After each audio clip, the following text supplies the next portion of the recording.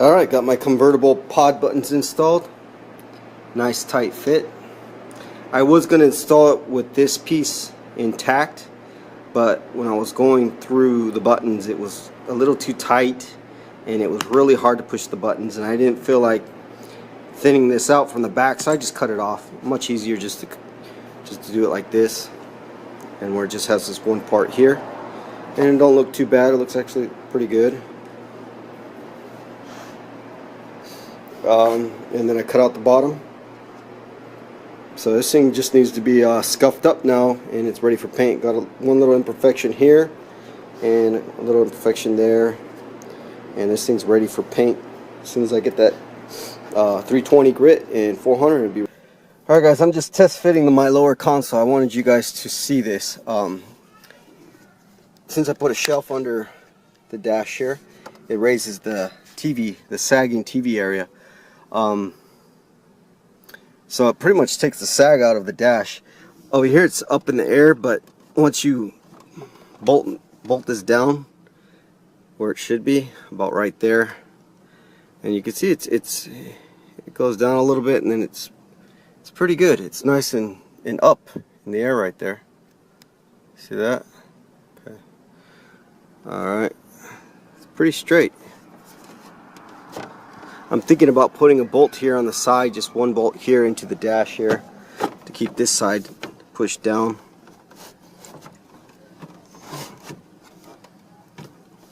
But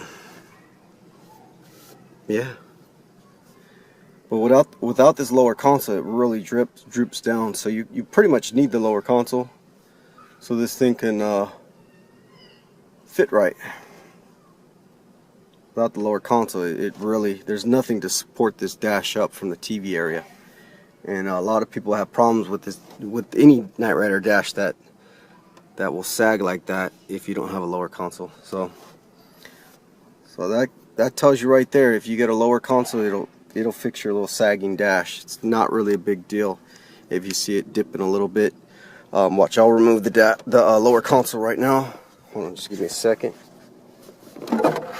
Okay, and you'll see how much of a drop difference. See how much it dropped it? Okay, let's see. Okay, see that? And then you come over here and it just droops down. See that?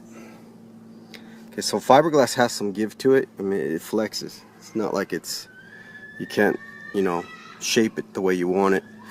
And I think that's another reason why sometimes in some episodes, some dashes look straighter than others. Some look more warped.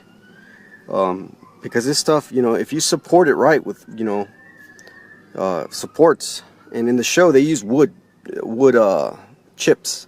I've seen the original dashes. They had a lot of wood under the dashes that kept them, propped up. But yeah, definitely you need a lower console to keep this dash from sagging here. And yeah, it raises it up quite a bit with the lower console in there. Okay, we'll do it one more time.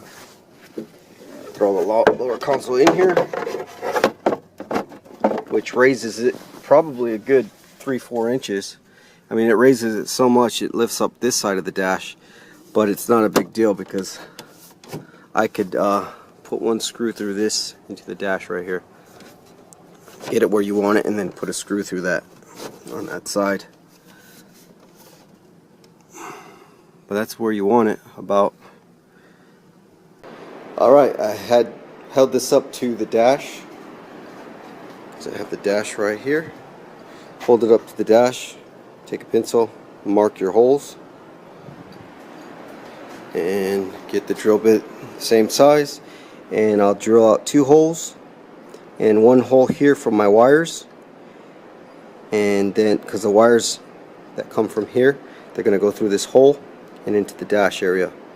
So I'm going to drill those out right now. Alright, next, after drilling the holes, put 2 bolts in there and just line it up to the other holes. And again, the big hole, that one's for your wires, or your pod buttons to go. And there it is, the pod up on there. It's not bolted yet, but you can see how it will look from this angle. Okay, and then you get up under here and you can see the 2 bolts. And then you just put your 2 nuts on, tighten them down real tight, And again, your wires, when you have your pods in there, you'll run the wire loom up here and then right up through this hole and put it through the hole. That way your steering column doesn't get caught up on the wires and, you know, grab the wires. There's some little sticky pads, zip tie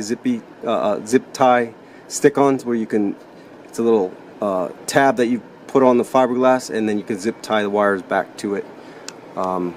Yeah, that's how you keep the. These are what I'm talking about. So this will, you can put a zip tie through here and that will hold your wires. And where I like to put these, show you real quick, is right up on top here. One about right here and probably one down here. So when you run your wires from your pod, you'll zip tie them to these, and they're got a self-sticking tabs on them. One there, and then you'll run it through this hole here, and you can put another one here if you want, somewhere, if you want to zip tie it there, and then you'll run that to your